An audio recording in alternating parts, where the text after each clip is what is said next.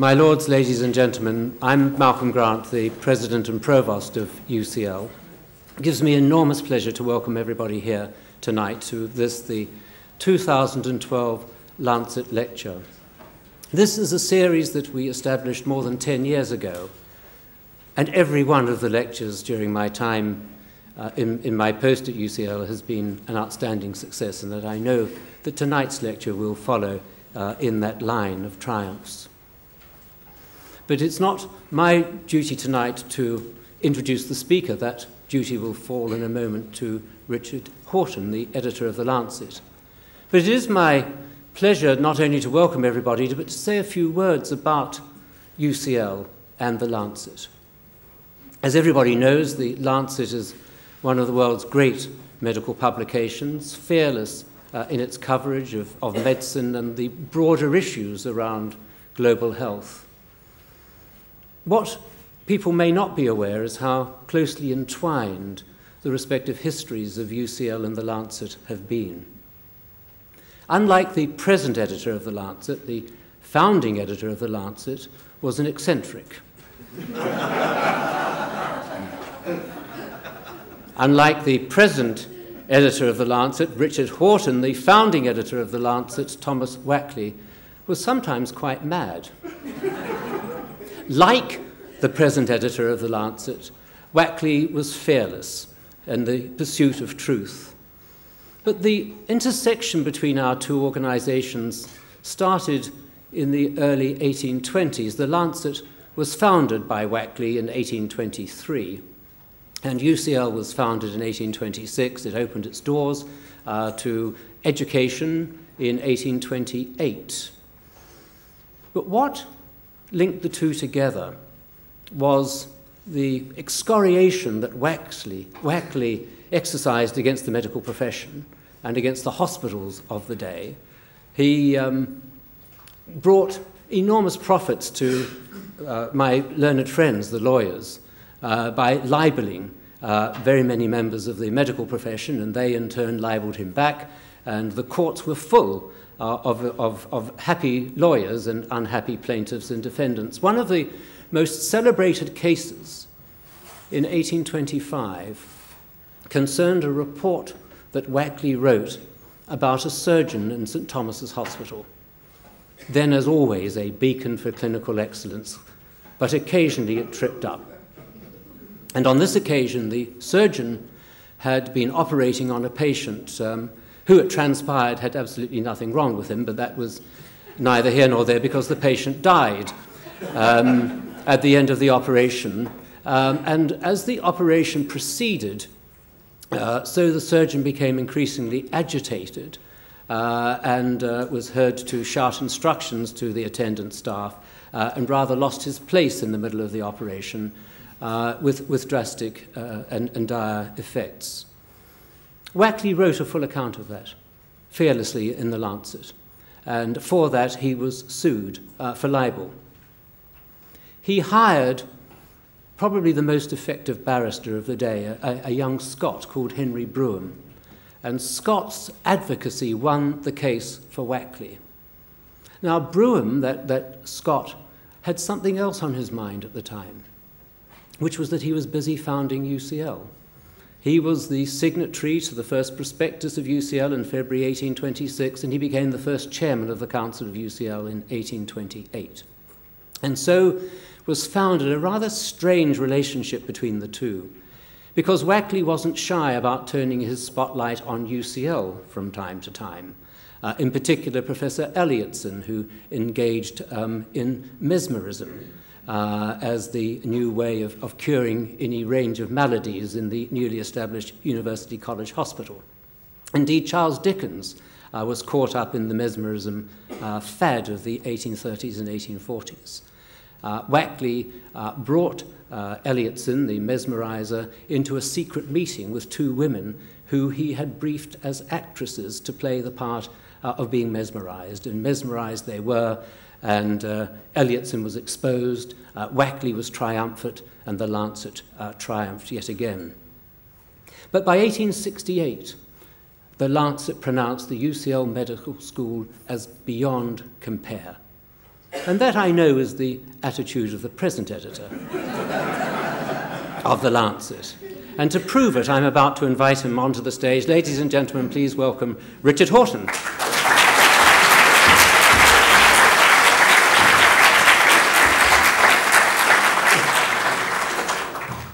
Thank you very much indeed, Malcolm. And before I introduce this evening's speaker, I do want to say a few words about you, actually, because this is actually the last UCL Lancet Lecture that we will be co-hosting with Malcolm Grant as Provost and President of UCL. He moves on to even greater leadership challenges next September when he takes over the running of the NHS, which he's already doing very effectively. And I'd just like to take a moment to thank him publicly for his generous and enthusiastic support of this collaboration. The idea, yes, absolutely.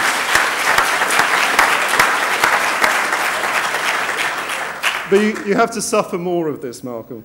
The idea for this closer link between University College London and the Lancet actually came from a unique innovation in education. And I'm very pleased that John Yudkin is in the audience this evening, because it was John's idea for an international health BSc, bringing that into the curriculum. His idea, his vision, combined with the reputation of University College London, that produced a very potent and successful mix and led many of us to think we could perhaps do more. But when Malcolm first arrived as President and Provost, UCL was going through, how shall we say, a BBC-like moment. It needed stability and it needed leadership. And unlike the BBC, it didn't put marketing before content. Instead, it proclaimed itself as a global university and set about to show what that actually meant. And the idea of this lecture was that it would be one expression of what a global university was, probably most successfully expressed by the grand challenges concept that UCL has so successfully devised and executed over recent years. And we have, as Malcolm says, been incredibly fortunate with our lecturers, as we are this evening. And throughout the past decade, despite being a lawyer, Malcolm has proved to be a fantastic ally of the health and biomedical sciences community here and across the UK, in fact. And I'd like to warmly thank him here publicly this evening for his tremendous leadership over the past decade at UCL. And particularly, I would like to wish him well in his new role as leader of the NHS, about which we look forward to writing a great deal in the future. Let me turn to our speaker this evening. At a recent Global Health Lab, which is a monthly event that we hold at the London School of Hygiene and Tropical Medicine, I'm delighted that Peter Piot is in the audience, the director of the school. Anders Nordstrom, a previous Assistant Director General of WHO and Sweden's Ambassador for Global Health, was asked what he thought the future of WHO should be. And instantly he said, it should become like UNAIDS. And his answer reflects a widely held view that UNAIDS has many of the advantages and few of the disadvantages of a United Nations organization. It commands international legitimacy, it sets respected norms and standards, and it is deeply influential in countries. But it is not afraid to speak frankly, candidly, and sometimes sharply when necessary. It doesn't see advocacy or activism as somehow contrary to its mission. And it doesn't see the embrace of politics as harmful to its purpose. Michel Sidibé is executive director of this very unusual organization, and he's been executive director since January the 1st, 2009. To be an effective leader of a UN agency demands a remarkable set of skills and talents that Michel has in abundance. He is a citizen of Mali, and that citizenship indicates and has been revealed in his remarkable activism, not just while he's been executive director at UNAIDS, but also throughout his career. He now speaks passionately on behalf of those living with and at risk of HIV and AIDS. He's an economist and a political scientist, and so is able to translate and amplify technical messages to heads of state and ministers of finance, something that those of us in the health community are often particularly bad at doing. And as somebody who has worked for 14 years in his past for UNICEF, he understands the broader context in which UNAIDS operates. Again, a critical requirement in a very complex world of global health that we live in today. More than that, Michel is not a narrow technocrat, and he's not an international bureaucrat. He's a man with a deep sense of humanity, someone who feels as much as he understands. He's someone who translates that feeling and knowledge into effective political action. It's therefore no surprise that he has chosen as the title of his address this evening, Health, Justice, and the Future of Development. Please join me in welcoming Michel Sidibé this evening.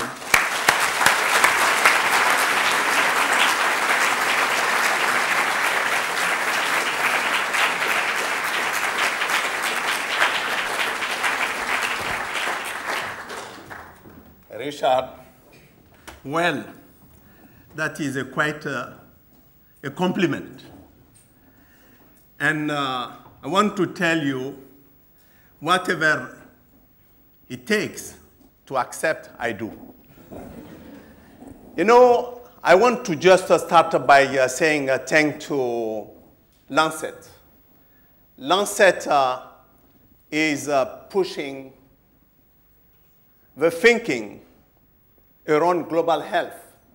But more than that one, Lancet is helping us to certainly create a social movement around what I can say, the transformation which is needed to make sure that millions of people who are out there could have a voice and have access to services which they need.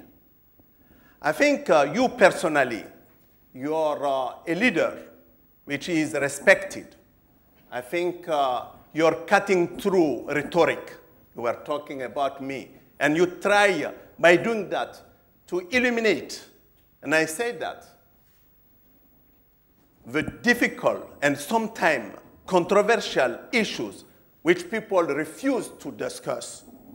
The human right to health.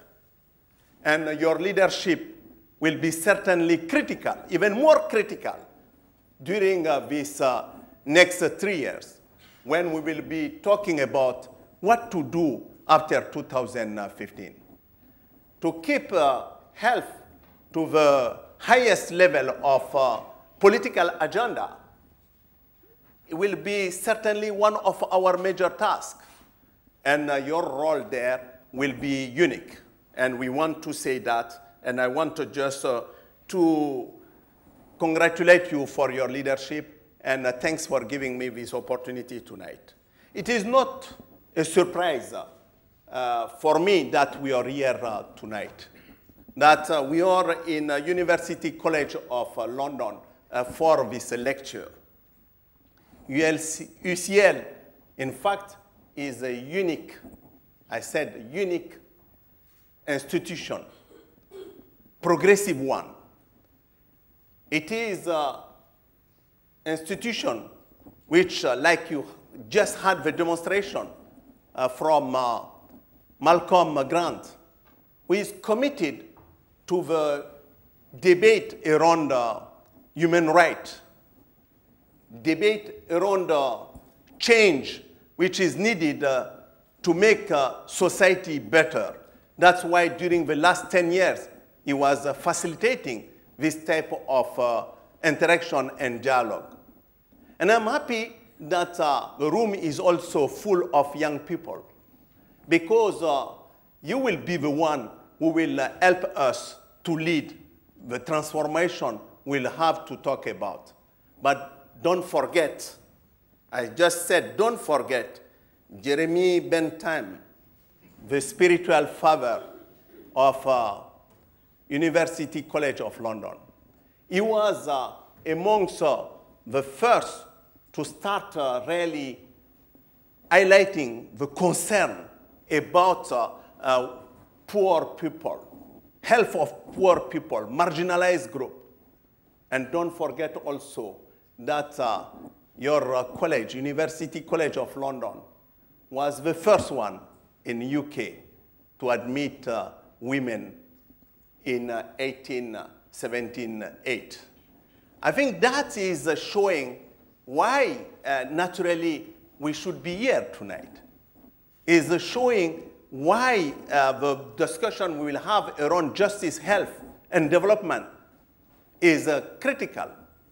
I want to say that I'm privileged and I'm honored to be with you. And from the outset of this discussion, I want to start by saying that AIDS story is, without any doubt, the story which is characterized as a journey from despair to hope. Let us not forget just a few years back, 30 years, and I even remember when I joined Peter Piot, who is in this room. You know, it was seen as a slim disease. It was a gay plague. People were scared of each other. And there was no hope, no medicine, no research, and people were just struggling. I remember all the beds were full of people who were sick in Africa. But AIDS managed to bring something which is unique. Is this social compact between the global north and the south, and managed to create a space for a social movement which helped us to break the conspiracy of silence. We have been not just mobilizing resources, Peter used to say from millions to billions, but we have been able to demonstrate that when you take a disease and you try to move from, and you try just to place people at the center of your approach, you're completely transforming the approach.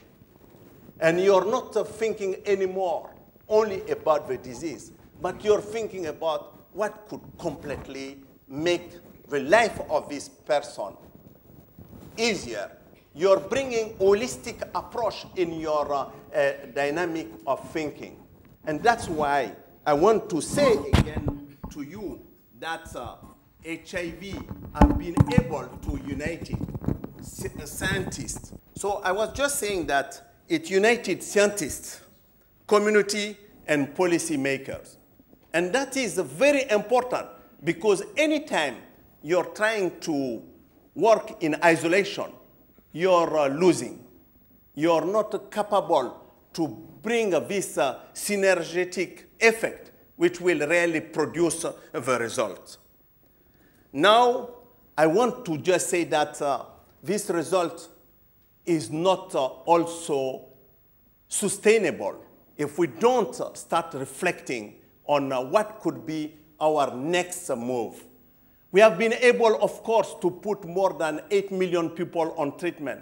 People, of course, were saying that our prevention program will never work. You remember, we were just mentioning for years in our publication, Thailand and Uganda. Today, we have more than 56 countries who have been able to stabilize, even to reduce significantly the number of new infections, showing clearly that young people can change, that they don't want anymore to be just a passive beneficiaries of our program. They want to be actors of change, and they want to lead in the prevention revolution to make sure that sexuality education become universal and real in many settings in today's world. So it's critical for us to pay attention to those results and trying to see how we can really move forward. So it is, for my point of view, time of truth. I will even say uncomfortable truth. It is now time of decisions. We cannot let those millions of people down by saying that we are facing a crisis which will not enable us to continue to provide services to those people who move from despair to hope. It is, of course, difficult for us to accept that this person I can just share with you, I met in Abuja, who was on his dead bed in a few years back. When I met him in Abuja, he was with his 3 children. And he was back. He was a peer educator. And he was able to show me that those 3 children are free of HIV. We cannot come back to this man and tell him, you know, we don't have medicine anymore for you. You have to go back where you were. Of course, we are not naive. We know that the world is completely changing. We know that we are facing a serious problems. But what is very important for me to underline is that with a global solidarity, with a collective commitment, with the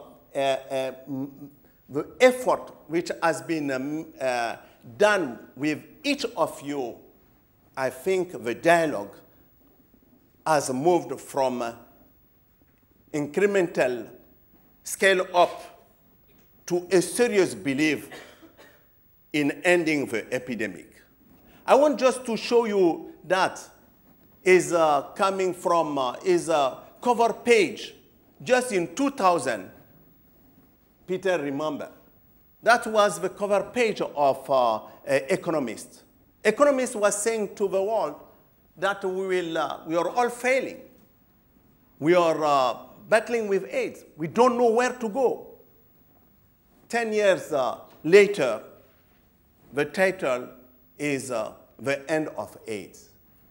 I think it's very important for us to reflect on that, to say that if we today, we start talking about ending AIDS, what it took from the communities, from the government, from the global solidarity to be able to build this type of opportunity for people without voice.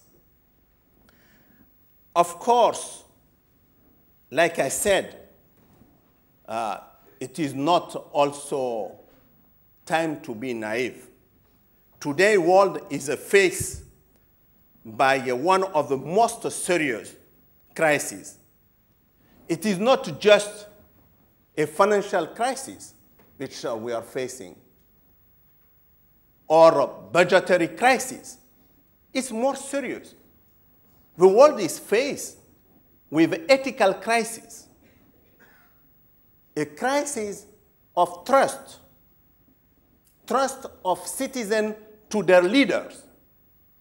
And that makes it even more complex, because when you have this widening gap between the citizen and the leaders, it becomes very difficult to inspire a social movement which will make people following and creating space for a new movement for development which is based on justice and redistribution of opportunities.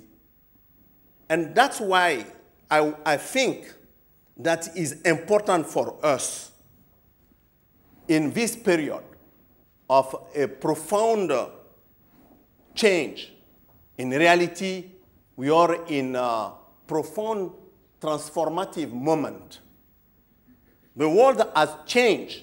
It's not just changing, has changed. And we need to reflect on it together. If we want to talk about global health in the future without understanding what is happening in today's world, it will be impossible for us to rewrite the global health agenda. And in that moment, let me just bring this sentence from Karl Marx. It's a very important sentence. I think he said, there are moments in life which are like a frontier post, marking the end of a period, but at the same time clearly indicating the new direction. At such a moment of transition, we feel compelled to view the past and the present with an eagle's eye so we can be conscious of our real position. I think it's very important sentence for us at this moment of time. If we want a new narrative for the global health, which will help us, like I said, to move from the disease-specific approach to the patient-oriented approach, let us even say to people-centered strategy, we need to understand and integrate the magnitude of the changes which are happening today. The world is characterized by a global seismic shift. I was just saying to Malcolm, few years down on the road, we will have more than 5 billion people living in cities. What will happen to us? How we will define our health? Access to services. What type of approach will be needed? We cannot just be observing rapid urbanization and not starting reflecting seriously what means health in a world which is becoming more and more urban. I think it's very important also to look at what is happening in the pyramid of most of the countries where we are working today. They are big in their bases, and generally with young people who are completely different. Young people who are asking for change. And young people who are virtually connected. They are not anymore just a young people like we used to be, a Malian sitting in Mali. Today, most of them are completely, through social media, connected to each other. How that will influence the agenda? Which type of new activism will emerge from that one? I don't believe that our traditional activism, which help us to transform the fight against HIV/AIDS, will continue to be the same. We need to rethink completely which new activism will emerge from this revolution of social media and young people who are becoming more and more involved in politics and involved in development issues. it's important for us also to pay attention to the whole interdependency of today's world and the complexity of this interdependency. I don't see any country today in the world which alone can be able to resolve any emerging global issue. You need necessarily to work with each other. But at the same time, it becomes so complex, so difficult, that we are saying when we need this capacity to bring countries together to decide and to make sure that a new governance could emerge for global health, what we are seeing is also a multilateralism which is more and more in crisis, and which will not help us to be able to really build a new movement for global health where all those countries who are interdependent could come and find a way for to deal with central issues like equity and issues of inclusiveness. So it's important to think about what will come out.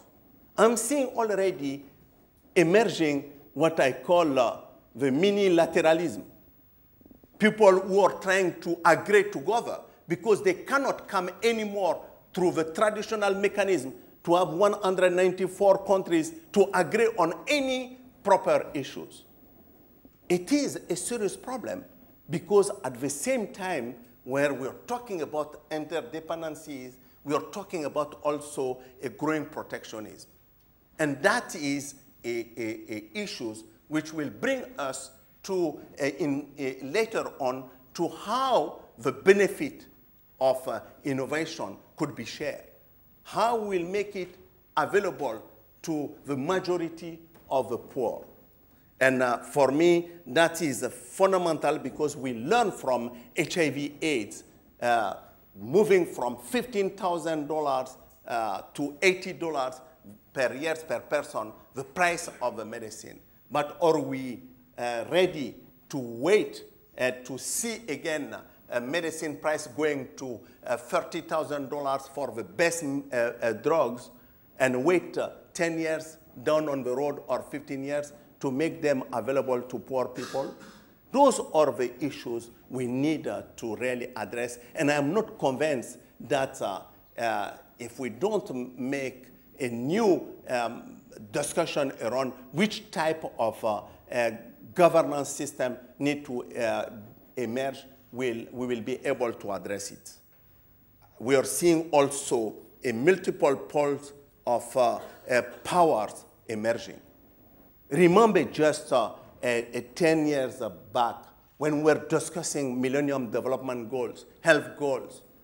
No one, I can tell you, could imagine that we would have talked about Africa with 6 or 7 fastest economic growth, that Africa could have been on the map in different way, that we could have see emerging nations like India, China, and Brazil. We can talk Turkey, Indonesia, all those becoming a new pole of power. And again, I want to show you that one from economists again. I think, Lancet, you need to put more of a picture. So now, I want to show you that, because if you look at in 2000, when we were negotiating the Millennium Development Goal, the cover page of Economist was the hopeless continent. And 10 years down again the road, Africa is rising. So I think it's very important for us to take into account what is happening today in the world, how the world is completely changing, and how that is influencing the new governance system. G20, with emerging by giving space to those powers which are also emerging, is certainly an important one, but we will have to expect that even in the future, we'll have a more complex global governance system which will emerge out of that. Because I'm not saying who will be representing in the G20 the perspective of the rest of G177 who are poor. What will be, who will be representing those perspectives? It will emerge. We are seeing that with a discussion which is going on with G77, how the complexity of those discussions. But I am convinced that this complexity in the future, we will have to address it in different way. I think it's important for us to integrate all those change when we're talking about global health. It's important for us to not be naive and to start saying that it is a new world. It is a new partnership which need to emerge. We cannot work anymore like we were working a few years back. We are not anymore in the world where you have some part of the world who have resources and some part of the world who have a problem. Most of the countries where we are working today will be middle-income countries. The poor in 20 years, even less, will be middle-income countries. The poor, in terms of percentage, will be more in middle-income countries than what we continue to call developing countries. So it will help. We need necessarily to integrate all those dimensions.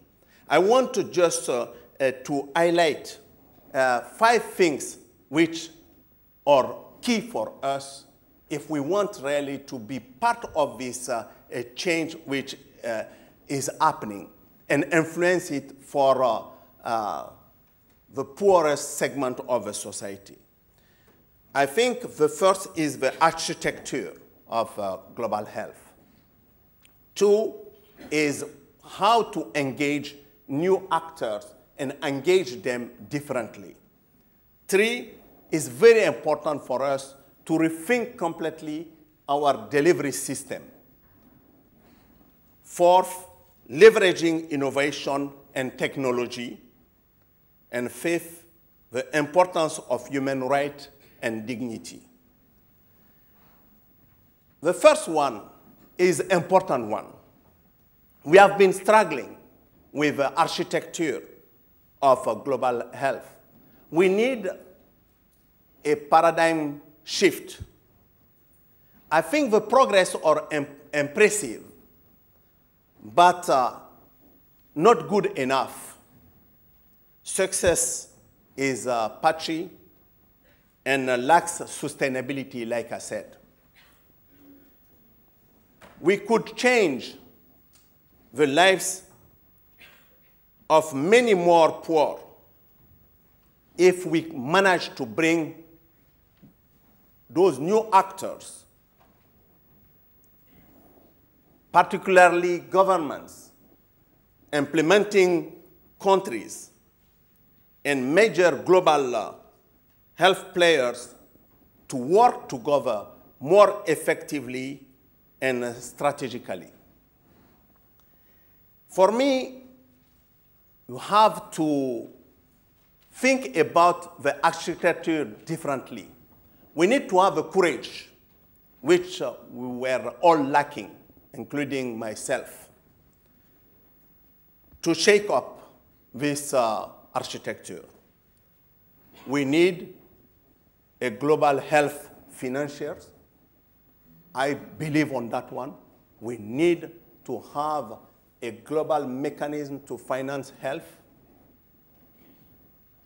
We need an agency for the establishment of norms and standards, and we need an advocacy and accountability mechanism or agency. I think that's all. We don't need the rest. The rest is the duplication.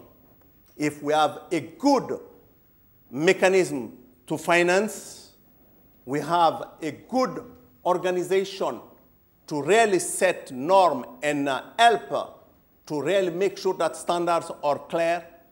And we have an organization who can be a global health advocate and bring a sense of accountability. We will be able to simplify and work better and reach the result we want to have. Because today, I don't want to show you a slide, because I stop. If you look at all the different players, all the different partnerships, all the different mechanisms which are there to deal with the global health, I don't know how, if you're sitting in Timbuktu or whatever places, how you can relate to that one. And someone who is sick, if he cannot understand, and he cannot relate to that, and he cannot see it as a solution for himself, I don't think it will be successful in terms of delivering results for people. I think it's time also to bring new voices to the table. There are new voices, and I am experimenting that everywhere in the world. Emerging countries and regions are bringing a new perspective, a new solution that can be mobilized. It is a voice with economic, technological, and innovative strengths. But how to mobilize, how to make sure that those emerging nations are part of the global health transformation we want to see. We cannot maintain ourselves in this wrong paradigm, which is making them donors or not donors, or recipient or not recipient. The world is completely different. What we need is to look at these ways and try to see what is the economic and technological strengths they are bringing around the table. How that can be leveraged to build a new partnership for making us reaching the people with the services which are needed. I think it's not just the players which are changing, but it is also the game which is changing, which is even more fundamental. It's not just the players. We are seeing different players around, but the game is completely different. I'm seeing today a different type of partnership between China and Africa, between India and Africa, the game is completely different. And the way the countries are related to those emerging nations, the way they are trying to build a new type of approach, I think is important for us to understand that game and be able to really leverage it for the interests of the people. And that is, for me, certainly require a new governance and partnership which should be based on a shared responsibility and a global solidarity. And this shared responsibility is very important because it is not anything else than making sure that around the table we bring people with different forces and we try to see how we leverage that one. We manage to bring, of course, African Union, the leaders of Africa, to discuss the concept of shared responsibility. They came out with a roadmap. And this roadmap is very important because it's saying what? First, we cannot continue to believe that 90 to 95% of people who are on treatment in our continent will be on treatment for 30 years based only on resources coming from outside of the country. That is without any doubt, a dependency crisis, which will create more problems.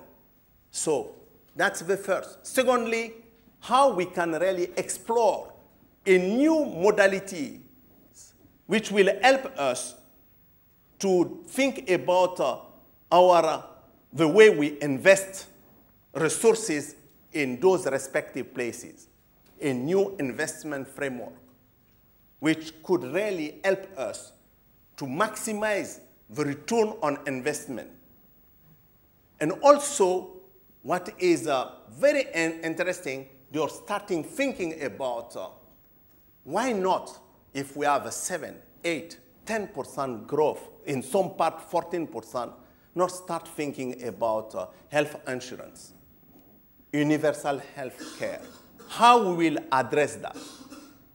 What type of approach will put in place to accompany those transformations? And I think for me, that is also helping us in the shared responsibility debate to look at what is the role of different partners.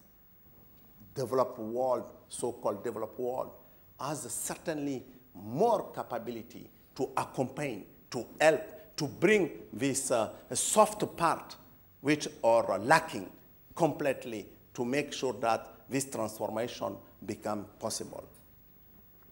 I said that also we need to rethink the delivery approach. I think until now we have been thinking about how to reach millions of people. And for me, what is important is not any more million. Our paradigm needs to help us to think how to reach billions. And that is different. When you talk about reaching millions of people with your service delivery system or reaching billions of people, it's completely different game. And that is the reality. You take NCDs and others, in the future, we'll not talk about millions. We'll talk about billions. So our delivery system today is not even capable to cope with millions we're talking about. So how we will redesign it to make sure that we can address that one. And that will bring us to deal with certainly a fundamental change in our delivery approach. One is, like I said, is to move from disease focus to patient-centered approach and make sure that we tap on non-conventional capacity and mobilize those community people to become an alternative service delivery approach. Without creating and rethinking completely the subsystem of health, I call that a subsystem of health, will fail. It's impossible to continue to think that a community health worker will be just a nice person coming and delivering services. We need to train and make them part of the subsystem of health system and create that one and make sure that they become more and more our alternative service delivery system. I think it's important for us also to think beyond coverage. Coverage, coverage, coverage. And that is certainly important, but we need necessarily to look at quality and impact. If we don't look at quality and impact, and I can tell you that, I'm regularly meeting Minister of Finance. They will never consider that health is an investment. They will continue to believe that health, global health, or health in general, is just a cost, an expenditure. And it's important for us to be able to think about that, because if we don't involve them the resources we are talking about, which we are lacking, will never have them. They will continue to really think about their infrastructure because they feel that is certainly more an investment than just an expenditure. It will, we need also, when we are talking about billion, we need a greater prioritization. We need certainly a geographic and population focus. We need to be able to come with the most sophisticated mapping out of where our resources will make the big difference. It will not be possible anymore to just think about global health or any disease through the lens of infinite money. I think that is over. We need to be serious about how we work with through this new partnership to make people understanding that unit cost for producing any result should be reduced. And we need to do it with a different approach which can help us to bring the discussion around integration. Integration is critical. We have been, I know that without exceptionalism of AIDS, and Peter is here, we were together, we would have not been where we are. But I said, it's time to take AIDS out of isolation. It's time to really look at, in the future, what will be in the next 20, 25 years. How AIDS can be this spearheading, this movement which will project us in this global health reform. And to do that one, you cannot keep AIDS in isolation. You need to really look at what is happening to maternal health, child health. You need to look at that, how AIDS can be an entry point. And people, I remember civil society people coming to me by saying, Michel, it's very dangerous what you're saying, taking AIDS out of isolation. And I am happy to realize that nothing else has been more beneficial than the effort to really bring AIDS movement with women movement, to look at how we make the bridge between maternal health and HIV, child health and HIV, reproductive health and HIV, TB and HIV. I can go on and on and on. Health system transformation with HIV in Ethiopia, in Rwanda, in different places, leveraging AIDS money to be able to really transform the service delivery system. So for me, that is certainly a very important areas which we cannot neglect. The number 4 is leverage innovation and technology. If you look at what is happening against in Africa today, it's a technological revolution. We have more than 700 million people with a mobile phone. You go to South Africa, you have more mobile phone than the population of South Africa. Yes, 59 million mobile phone, 52 million people. So what we do with that one?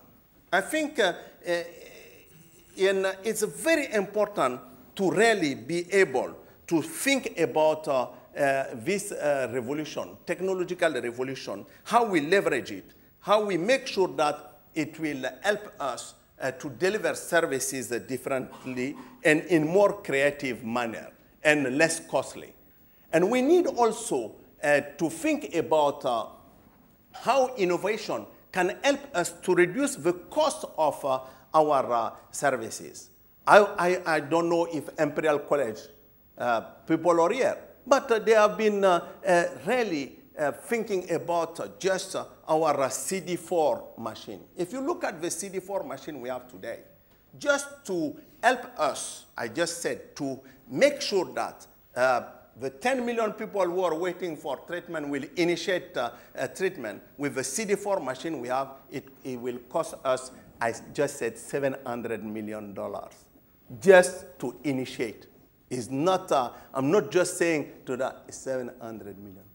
That's just to initiate. Today with Imperial College, the tool they have been able to just put in place, with this tool, in 3 minutes or 2 minutes, we can know the CD4 by taking the blood, and it will cost $1, let us say $2, but it's $20 million for the same 10 million people. You could imagine the saving and how it will help you to transform your delivery system, how you can bring that. Is like saliva test, is like so many innovation. So my point is how we will help to make sure that innovation, and I just said innovation and access dilemma, we will deal with it. It's very important. We need to be creative.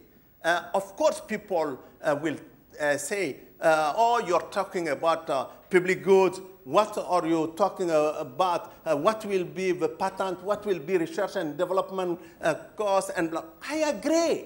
I'm the first one to say that we need to make sure that research and development continue. Without that, we cannot have a new drugs, but at the same time, the world cannot be more creative. We cannot find another way which can create incentive for having access to those research and development costs and make us having more people having access to services they don't have today, because that one, I don't know. I am not convinced that collectively we cannot find that one. We can find it. It's a matter of just putting that as an issue, and I'm convinced that is a very important one. The last point, but in some ways, the most important, is make human rights and gender central to the debate to health. I am convinced that if we don't talk about seriously about the dignity, about inclusiveness of human being, I don't think health will be even worthy to have if you don't have your dignity respected. I personally believe that any countries who have been dealing with human rights, who have been accepting that human rights is fundamental, have been seeing also a great transformation in terms of access of their people to those services. We have a very good example, Eastern Europe, Central Asia, 250 increase on new infection in the last 10 years. Why? People are hiding themselves. People are not having access to services. Services is available. We know exactly what to do. It is the same problems in all those countries with homophobic laws. Almost 79 of them, those people are hiding themselves. So unless we manage to deal with those difficult issues, services will not be used by people. And that is my last point. And I want to close by just saying that we have to recognize collectively that we have an unfinished agenda. And we have 10 goals. I don't want you to spend time looking on that goals, but we have a unique chance. And I want to say that a unique chance to eliminate mother-to-child transmission by 2015. It's possible and keep the mothers alive. That is possible. We can have a free generation in less than 1 year, because we have been able to move this debate, and we have been able to prioritize. We have been able to have a geographic focus. We reduced by 30% the number of babies were born with HIV in less than 1 year. So we can really stop that one. It's possible to eliminate that. I think we can really also learn whatever we can say from experience of integration and make sure that we will not have 350,000 deaths due to HIV, TB co-infection.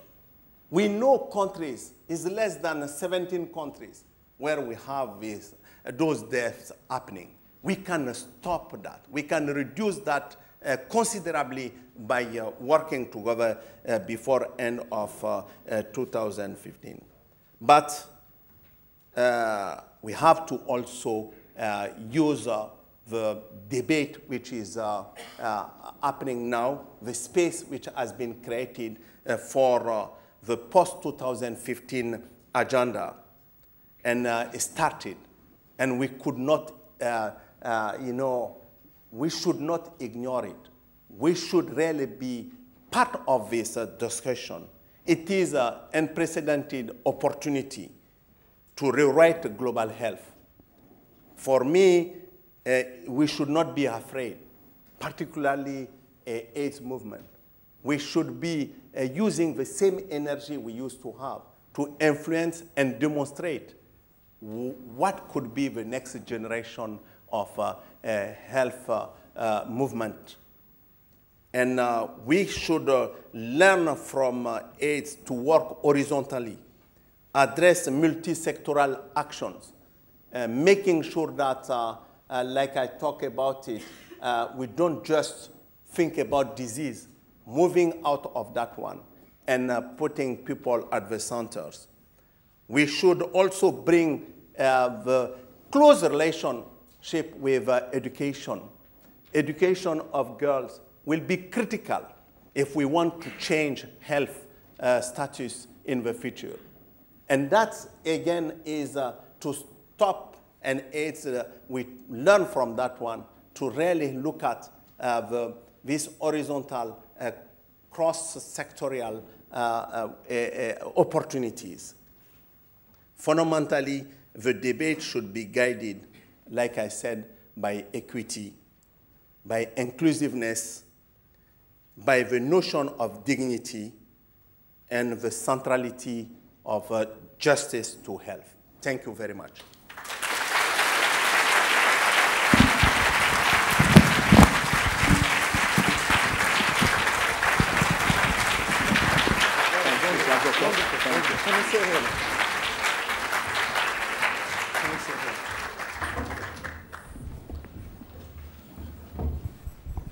So now we have an opportunity for you to reflect a little bit on what Michel has said. And if I can just preface the questions that I hope we will have.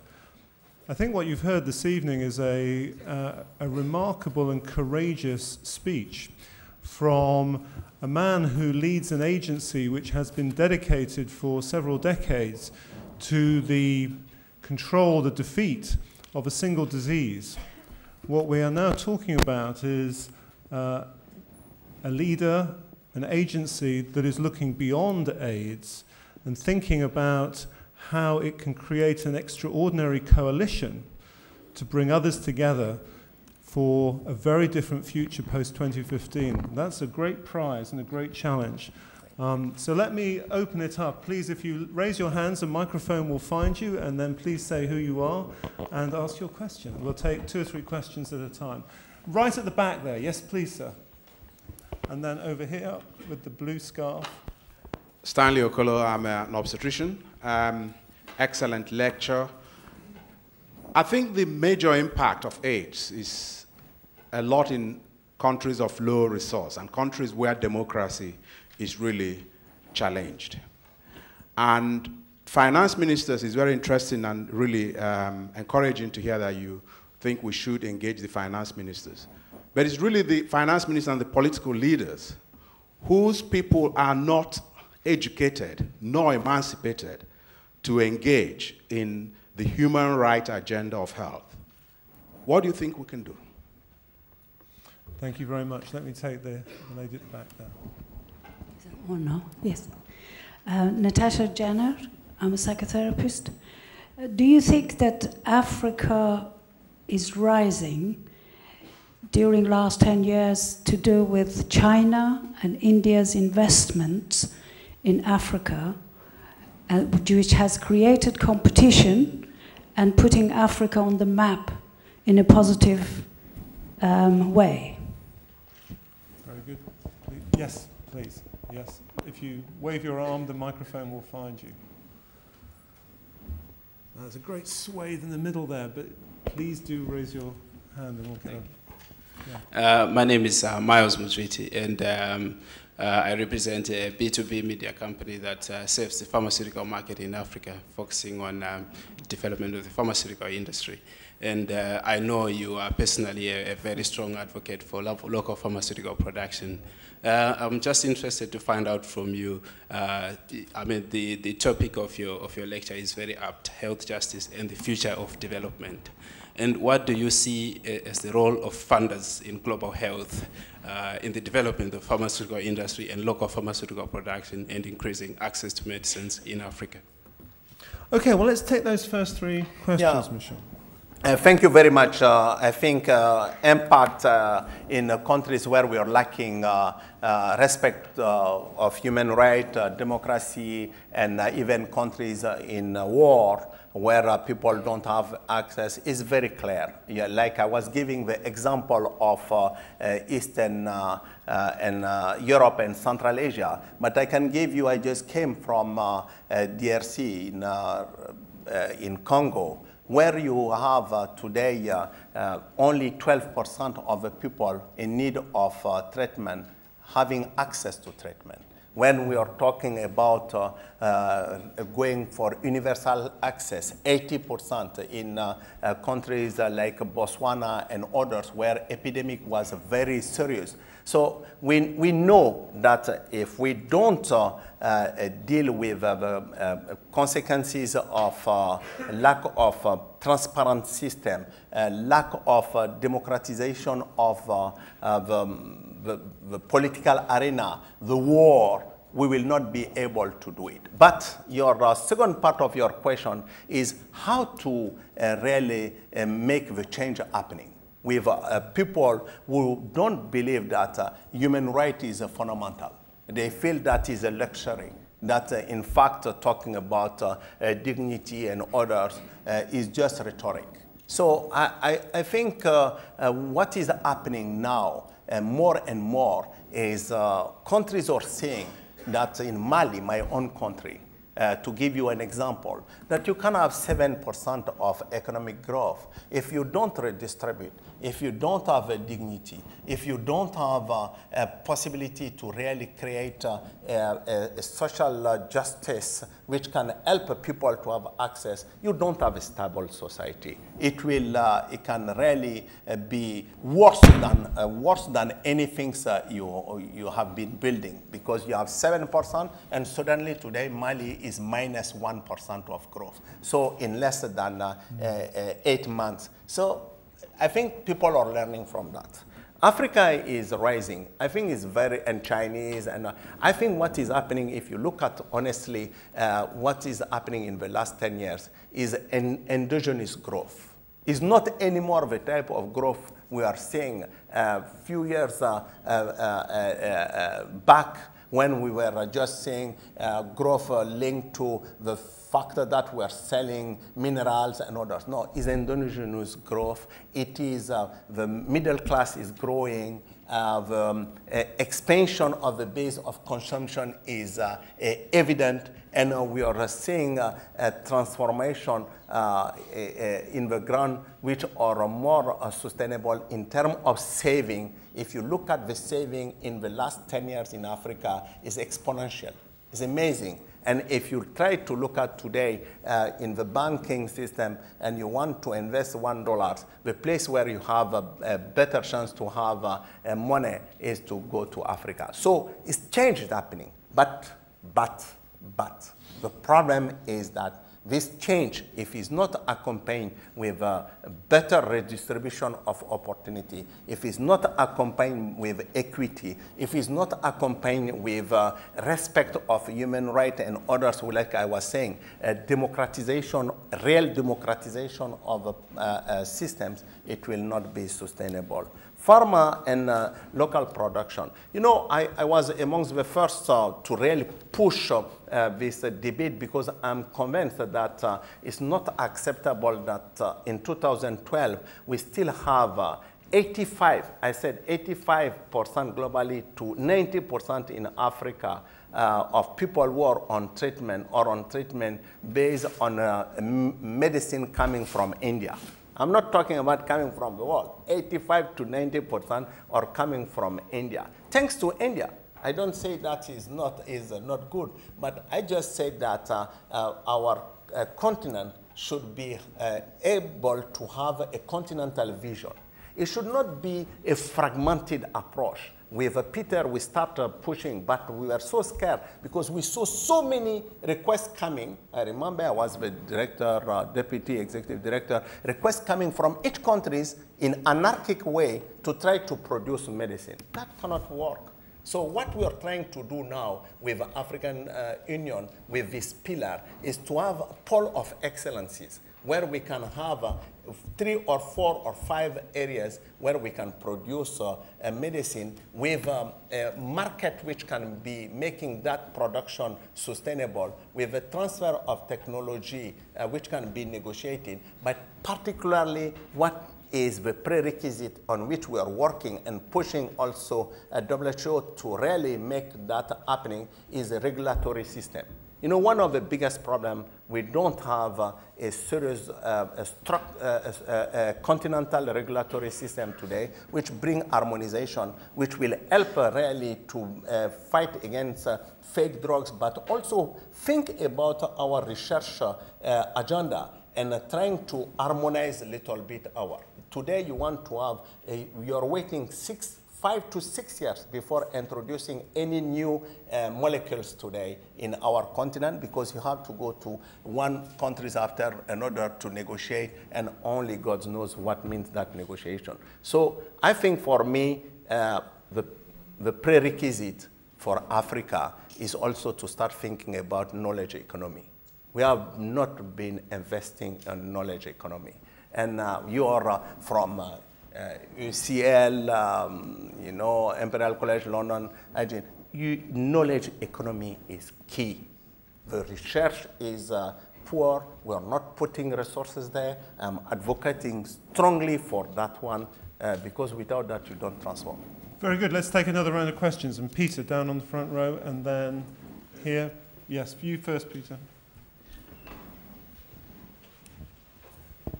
Thank you, Michel, for a brilliant speech, but particularly also for what I think are the first proposals for a complete rehearsal of global health and the international architecture, and I couldn't agree more with what you said.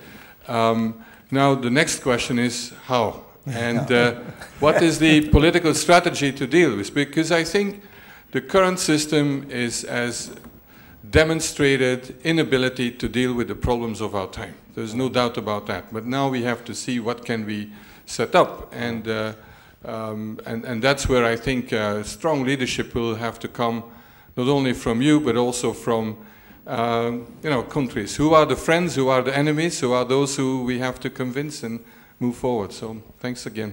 Thanks very much, Peter. Yes, with the jumper. Yes, I don't know what else to say. It's a very impressive jumper. Yes. I like Christmas. Yes. Hi, I'm Holly. I'm from Sexpression. You talked about the link between HIV and reproductive rights. I was wondering what UNAIDS is doing to engage with ICPD post-2014 itself, and then how you can engage the wider AIDS movement in ICPD post-2014. Thank you. Great question. Thank you. I'm looking on this side of the audience, but you're all very shy. Oh, yes, go on then. Fine, fantastic. Right down here.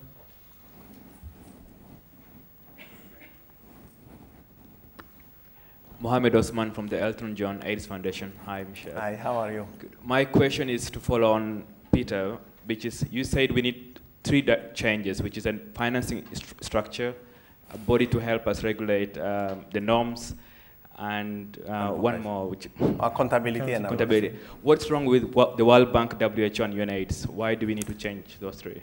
Okay, let's address these three questions. How long have we got? How, Peter? I think is the beginning of this debate.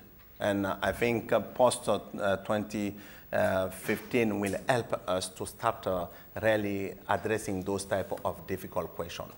Is key to the future of what we want to build, to be able to start thinking about that. But more and more, and I'm convinced that you will see a regional commitment coming. You will see a regional forces emerging. You will see what I was talking about, this mini-lateralism, starting building a new type of consensus for pushing, at least for the interest of their population, in a transformation. And they will not continue to just accept the status quo like it is today. And I think our discussion on post-15 need to start thinking about that. I fully agree with you.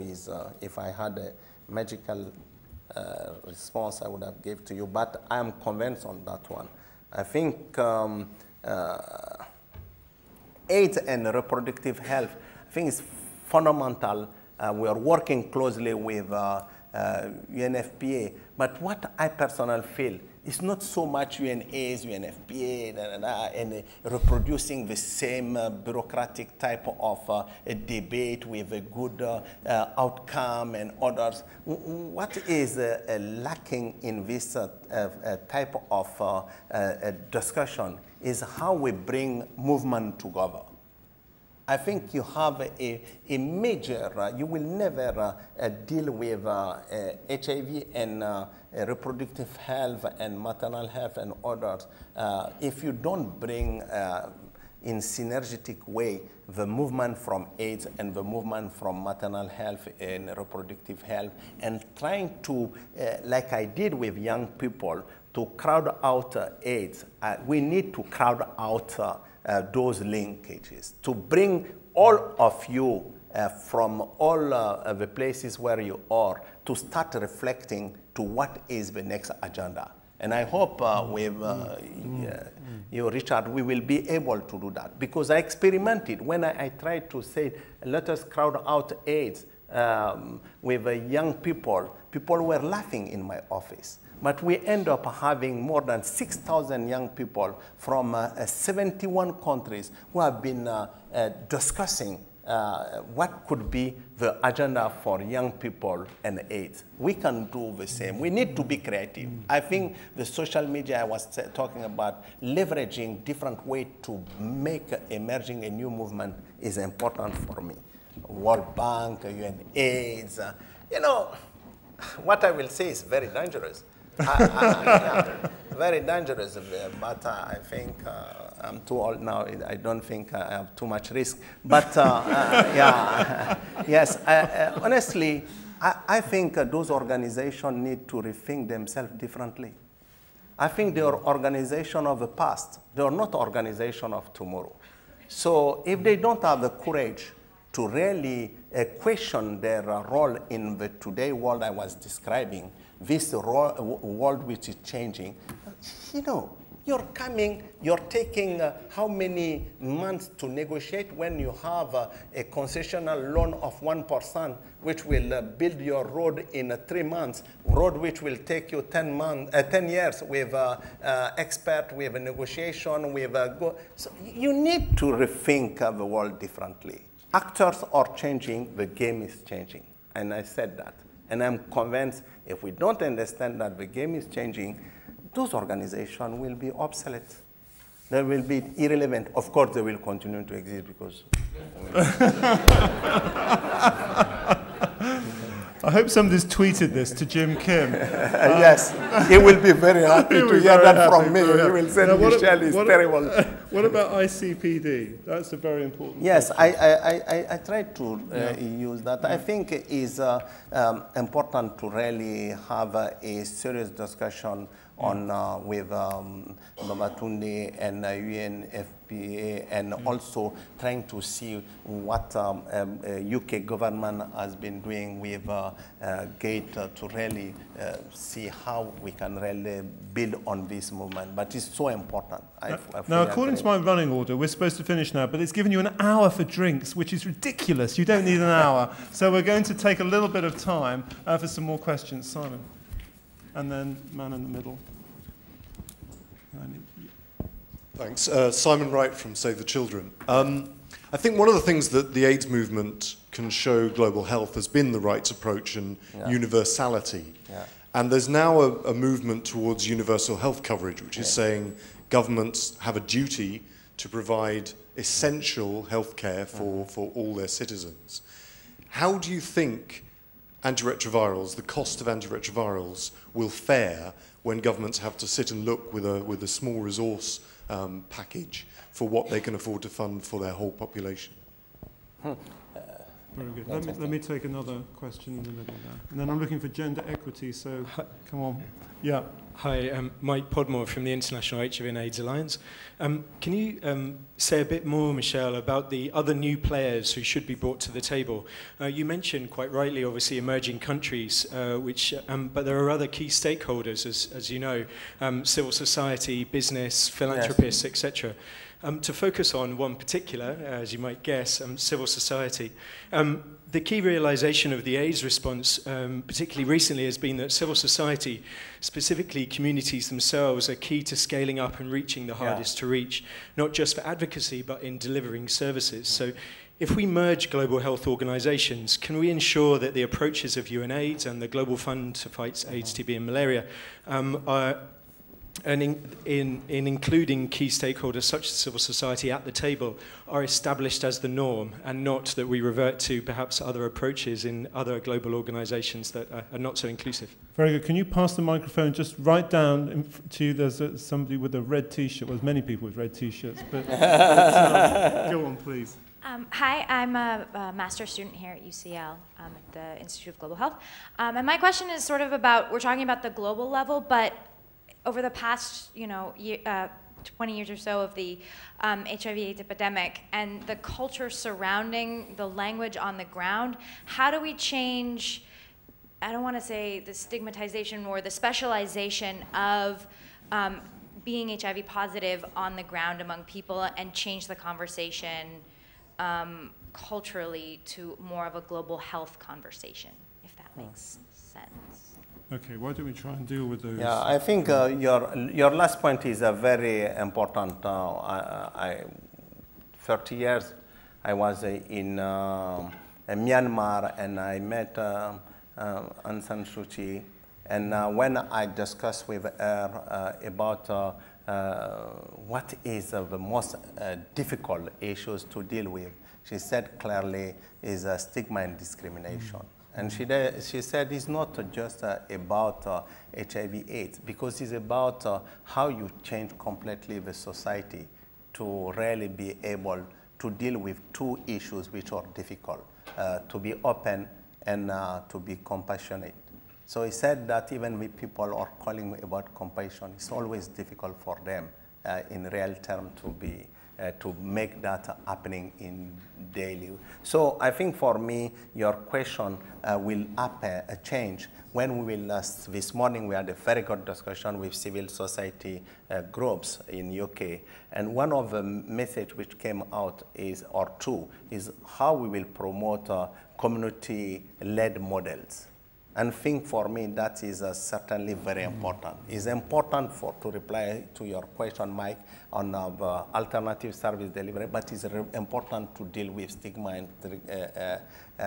and also what means care and support. What is the role of a family and others in our approach today. So those are the questions I think is important to certainly put in your I think, Mike, when I said actors, I'm thinking about, but I'm not thinking about the traditional civil society, like I said. I'm thinking about a more professionalized civil society. Today, if you go to most of our countries, they are not professionalized. They have the difficulties to really be playing this role you're talking about of alternative service delivery and making sure that you can create demand and work. So I don't believe a state alone will be able in future. That is when today they cannot. So I think it's important to think about that role of civil society will be critical, and there will be critical actors and growing actors in this approach of creating demand and increasing services for people. I think universal healthcare, you know, with Robin, and the UK government were pushing universal access debate. You remember that one? Because I was convinced that universal access is key. We need to really quicken the pace of action, making sure that we can reach people who are excluded and others. But if we are not creative, like I said, and address this dilemma of innovation and access, is impossible. Today, we have the best drugs. Gilead just put out is $28,000. It's an excellent drug, and is exactly what we want. Is one pill is and it is the treatment 2.0 I was calling for. It is the direction of that. How we'll make sure that people will even have access to drugs every week. So they are in that line, but at that cost, how you will make that happening? And like I said to my friends of this, and I think to UK minister this afternoon, you know, the biggest problem will be by keeping 8 million people will have a breakdown on kidney, breakdown on liver, dementia, which will be in terms of public health even more costly. So what we do? So we need to, again, through this discussion of universal healthcare, the debate is dilemma of innovation and access. How we deal with that, how we reward research and development and create incentive in the way that it will not penalize the people who could have access to this medicine in a lower cost. I think we need to do that. I know you have experience on life, health impacts. I don't know, I heard some people talking about that type of experience where they can put pharmaceutical 10 years benefiting to some, but... Let me take two very quick final questions who've been very patient down here, man, woman, and then two quick answers, and then we'll conclude. Nicholas Maxwell, UCL.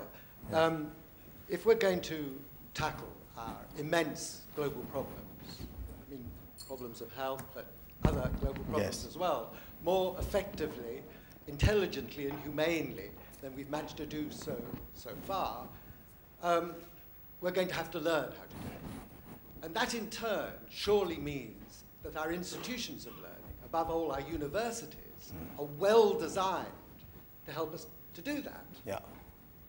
And that in turn means that they would put at the heart of the enterprise articulating our problems of living and trying to get clear about what our global problems are, and proposing and critically assessing possible solutions, possible actions, policies, political programs, exactly the things that you've been talking about.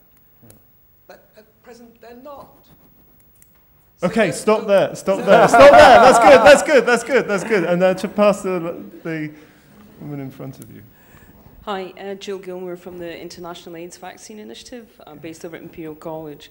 Yes. Michel, I really enjoyed the passionate speech about, you know, really creating a treatment revolution and a healthcare revolution. But we know that treatment is failing to keep up with the epidemic, and for every 3 people that goes on treatment, 2 others become infected. And I'm really keen to hear your thoughts on a prevention revolution. How can we really tap into novel technologies like microbicides, novel delivery technologies, treatment as prevention? Okay, I'll make my own pitch. Vaccines, you know, that takes a lot. You know, that's a lot. You know, that's a marathon. It's not a sprint. It needs sustained political commitment, and also it also means in prevention we need to be able to access vulnerable groups like MSM populations to really, you know, access marginalized groups. That's good. Our universities are failing us, and what about the prevention revolution? Yeah, I personally feel that we need, like I said, to invest on knowledge economy. For me, that is the key. We are failing really to give opportunity to our best institution and others to be playing the leader's role to help us to transform and democratize the solution of the problems. And they are the only one who can do that. And we need to invest there. We need to really create a movement for that one. I don't see another way to really help us to move that one. You know, your point is so well taken. We'll never end the epidemic. I touched to that one. And if we don't have these ideas of thinking differently, first with prevention, making sure that we don't, we have a prevention tools which will be more friendly and which could really give independence to people to really decide when and how they can protect themselves. And for me, that is very critical. And you cannot, why I push for the ending the epidemic, because I want to push the debate also on vaccine and cure. I don't want that is out of, and just let us believe that we will manage that for 100 years. We need to start. That's why I push for this discussion on ending the epidemic, because we need to bring back the discussion on cure and vaccine. So I am with you completely on that level. Very good. Thank you very much. At the beginning of his talk this evening, Michel spoke about an ethical crisis, but what you've heard is a passionate call to action to protect the successes of the past and to augment the opportunities of the future. And we have a great leader here for a great social movement. Please give him your warm round of applause for a wonderful lecture. Thank you very much. Well done. Thanks a lot. Thank you very much.